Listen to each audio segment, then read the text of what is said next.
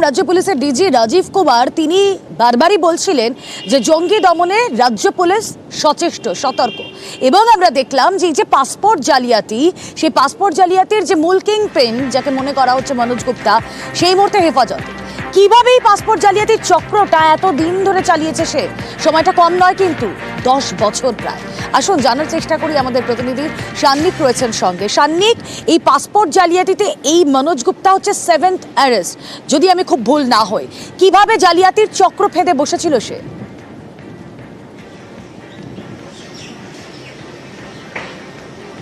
দেখো, যেমনটা তুমি একটু আগে বলছিলে, এই মনোজ গুপ্তার যদি পরিচয় দেখো, সে হচ্ছে ট্যুর এজেন্ট বা এই ধরনের যে ট্রাভেল এজেন্ট যারা হয়ে থাকেন উনি তাই। উত্তর 24 পরগনার বিভিন্ন বর্ডার দিয়ে যে সমস্ত অবৈধ অনুপ্রবেশকারীরা আসতো, তাদের অনেকেই যখন তার কাছে আসতো, সেক্ষেত্রে তার কাজ ছিল বিভিন্ন জাল নথি তৈরি করে তাদেরকে পাসপোর্টের ভেরিফিকেশনের দিকে এগিয়ে দেয়া, এবং সেই পাসপোর্টটা কিন্তু জাল থাকতো না, সেই পাসপোর্টটা জাল নথির ভিত্তিতে তৈরি হওয়া জেনুইন ভারতীয় পাসপোর্ট থাকতো, এবং সেই পাসপোর্টগুলোকে সম্বল করে মিডল ইস্টের বিভিন্ন দেশে তাদেরকে কাজের জন্য পাঠানো হতো সেই সমস্ত অবৈধ অনুপ্রবেশকারী বাংলাদেশিদের, এবং তাদের একটা পুরোপুরি ভুয়ো পরিচয় তৈরি করে তাদেরকে পাঠানো হতো বিদেশের বিভিন্ন জায়গায় বিভিন্ন কাজের ক্ষেত্রে। তো এই জায়গায় দাঁড়িয়ে যেটা পুলিশ এখনো পর্যন্ত জানতে পেরেছে, তার হাত ধরে প্রায় 100রও বেশি এই ধরনের পাসপোর্ট তৈরি হয়েছে, যেগুলো আদতে জাল। তার কারণ তার জন্য যে নথি প্রয়োজন হয়, যে ভেরিফিকেশন প্রয়োজন হয়, সমস্ত কিছুই কিন্তু একটা জাল প্রসেসের মধ্যে দিয়ে গেছে। সেই কারণে এইরকম প্রায় 100-র ওপর কেস এই মনোজ গুপ্তার হাত ধরে হয়েছে। মতিলাল গুপ্তা রোড, বরিশার, সেই রাস্তায় তার একটি অফিস ছিল, একটি রেস্টুরেন্টের ওপরে একটি অফিস তিনি বানিয়েছিলেন এই ট্রাভেল এজেন্সির, এবং সেই অফিস থেকেই মূলত এই সমস্ত কাজ করা হতো, এমনটাই কিন্তু এখনো পর্যন্ত পুলিশ জানতে পেরেছে।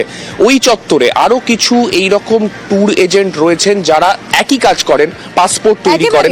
তাদেরও শুধুমাত্র এই মনোজ গুপ্তা নাকি মনোজ গুপ্তার সঙ্গে আরো কেউ রয়েছে? আমরা জানি এই পাসপোর্ট জালিয়াতিতে ধৃত যে দীপঙ্কর দাস, সেও কিন্তু এই ট্যুর অ্যান্ড ট্রাভেল এজেন্সির সঙ্গেই যুক্ত ছিল। আগামী দিনে পুলিশের হাতে আর কি কি তথ্য আসে অবশ্যই আমাদের নজর থাকবে। কিন্তু এই যে মনোজ গুপ্তা, তার বাড়ি কোথায়? তার বাড়ি ঠাকুরপুকুরে, সেখানেই তার ব্যবসা। আর সেখান থেকে সে কোথায় গা ঢাকা দিয়েছিল? গাইঘাটায় বন্ধুর দিদির বাড়িতে, যে দিদি কিনা, যে বন্ধুর দিদি কিনা সেখানে ভাড়া থাকতো।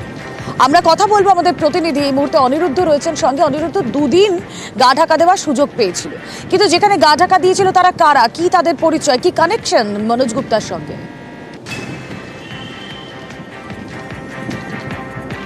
দেখো, তোমাকে জানিয়ে রাখবো যে গতকাল রাতে আমি যে বাড়ির সামনে রয়েছে সেই বাড়ি থেকেই গ্রেপ্তার হয়েছে মনোজ গুপ্তা, এবং তাকে এই বাড়ি থেকে গ্রেপ্তার করা হয়েছিল। এই বাড়িতে যিনি ভাড়া থাকেন, অর্থাৎ সুমনা মল্লিক, তিনি দাবি করেছেন তার এক ভাই চাঁদপাড়ার বাসিন্দা যার নাম তপন ভদ্র, তিনি সোনার ব্যবসায়ী, এবং তাকে এই বাড়িতে থাকবার জন্য, অর্থাৎ মনোজ গুপ্তকে এই বাড়িতে থাকবার জন্য অনুরোধ জানিয়েছিল, এবং 2 দিন ধরে মনোজ গুপ্ত এখানে ছিল, এবং এই বাড়িতেই থাকেন সুমনা মল্লিক তার ছেলেকে নিয়ে। আমি দেখানোর চেষ্টা করব, সেই বাড়িতেই ছিলেন গতকাল রাতে মনোজ গুপ্ত, সেই সময় তাকে গ্রেপ্তার করা হয়। এবং এই সুমনা মল্লিক জানিয়েছেন যে মনোজ গুপ্তাকে তিনি চেনেন না, তিনি তপন ভদ্রের অনুরোধে মনোজ গুপ্তকে 2 দিন আগে থেকে থাকতে দিয়েছিলেন, এবং কেনই বা এখানে থাকতে দিয়েছিলেন একজন অপরিচিত ব্যক্তিকে। অনুরোধ, এই যে সুমনা মানে বন্ধুর দিদি যার বাড়িতে ছিল এই মনোজ গুপ্তা, তার বক্তব্য শুনুন।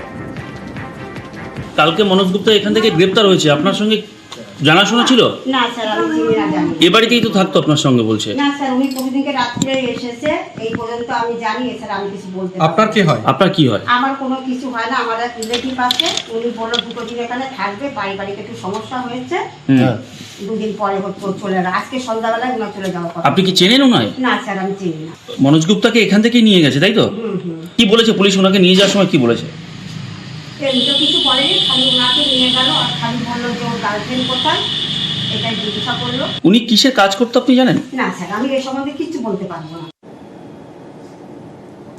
এই মনোজ গুপ্তা কে, কি তার পরিচয়, তার খানিকটা আমরা জেনে গিয়েছি। আমি আবারও চলে যাব অনিরুদ্ধর কাছে। অনিরুদ্ধ, এই যে তপন যে নিয়ে গিয়েছিল মনোজ গুপ্তাকে, তার পরিচয় কি?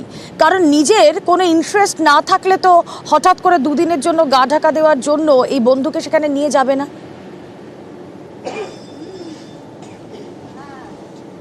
একদমই ঠিক প্রশ্ন, কারণ এই তপন ভদ্র বলেছিল যে ওই মনোজ গুপ্ত তার তাকে এই দিদির বাড়িতে রাখবার জন্য তিনি অনুরোধ করেছিল। কেনই বা একজন ব্যক্তি বিনা কোনো পরিচিত থাকা সত্ত্বেও কেন এই বাড়িতে থাকতে দিল, সেটা একটা প্রশ্ন। এবং এই যে মহিলা, অর্থাৎ তিনি এখানে তার ছেলেকে নিয়ে থাকেন, সুমনা মল্লিক তার ছেলেকে নিয়ে থাকেন, একজন মহিলা সেখানে থাকেন, তিনি মনোজ গুপ্তকে কেন থাকতে দিলেন তা নিয়েও কিন্তু প্রশ্নচিহ্ন রয়েছে।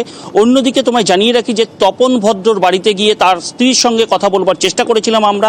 তপন ভদ্রের স্ত্রী জানিয়েছেন যে মনোজ গুপ্ত বলে কাউকে তিনি চেনেন না, বা তার স্বামী কোথায় আছে তিনি বলতে পারছেন না। কিন্তু এই মনোজ গুপ্ত যেখান থেকে গ্রেপ্তার হয়েছে, আমি তোমায় দেখানোর চেষ্টা করবো যে এই বাড়ি থেকেই গতকাল গ্রেপ্তার হয়েছিল। এই বাড়িতে গতকাল রাত 12টার সময় পুলিশ আসে বলে জানিয়েছেন। আমি একবার তোমাকে দেখানোর চেষ্টা করবো, নিউজ 18 বাংলা দর্শনার্থীদের দেখানোর চেষ্টা করবো যে এই বাড়িতে যে মহিলা রয়েছেন অর্থাৎ সুমনা মল্লিক, আমি জানবার চেষ্টা করবো আমাদের সঙ্গে থাকো। এবং এই যে তপন, তার স্ত্রীর কি বক্তব্য একবার শোনা যাক। আপনি কি অন্তপুর বাবু? আমি ওনার স্ত্রী। মনোজ গুপ্তা নামে কাউকে চিনেন? না, চিনি না। আপনার বাড়িতে এসেছিল? না। এই যে মনোজ গুপ্তা, তার সমস্ত কিছুই ছিল হচ্ছে তার থাকা, তার ব্যবসা সবই ছিল ঠাকুরপুকুরে। প্রশ্নটা এটাই, যে ব্যক্তি 10 বছর ধরে এরকম একটা জালিয়াতির কারবার ফেদে রয়েছেন, সেটা কেউ কিচ্ছু জানতে পারেনি। প্রতিনিধি বিবেক রয়েছেন সঙ্গে। বিবেক,